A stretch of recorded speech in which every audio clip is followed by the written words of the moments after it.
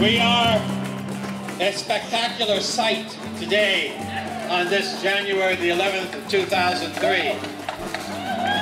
We are a beautiful people making up many different complexions and creeds and countries and cultures and classes, but we are here together as a single people, the people America. But I want to say just a couple of things. I'm here reluctantly. We should not have to be here. Because elected officials should represent the equality and the liberty and the justice of all American people, regardless of who they are. And they do not. But for the same reason that in 1947, as a teenager, I walked in Massillon, Ohio, into the Sugar Bowl restaurant and sat down to try to eat and was refused service only because of my color. For the same reason that I started doing that, I'm here this morning.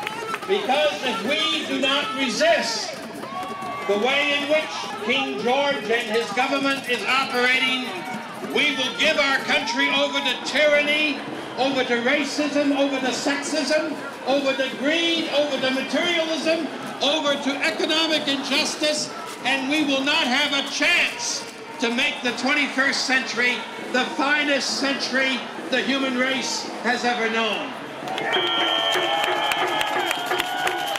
The issue here is not Iraq. No! The problem is that for too long, we the people have allowed our elected officials and big business media to direct us away from peace to war, away from brotherhood and sisterhood to chaos. So, we are here declaring that we will remain here and be here for the struggle until indeed we can point this country away from what it is doing to what it needs to do on behalf of all people. So I say to you, we must resist, but we must also organize our families, organize our friends, organize our congregations, organize our neighborhoods, teach them, help them to understand that this is the beginning of a protracted, nonviolent struggle until indeed we change governments as they are to make them what governments ought to be in America. That's our task. So, war and violence, we must stop blessing.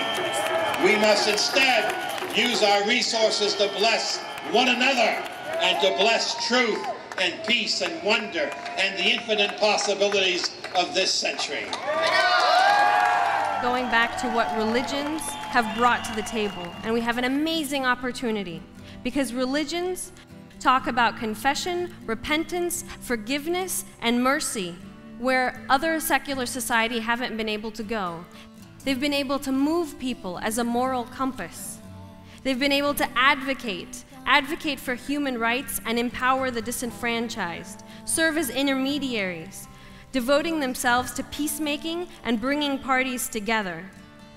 We educate by building. We bring together people like James Lawson, who sat through the civil rights era and helped people break it down to know what it meant to be nonviolent, that it wasn't a sign of weakness, and indeed it was a sign of great strength to be able to look at an oppressor straight in the eye and say, no, you cannot step on me. I am here, I am human, and I count.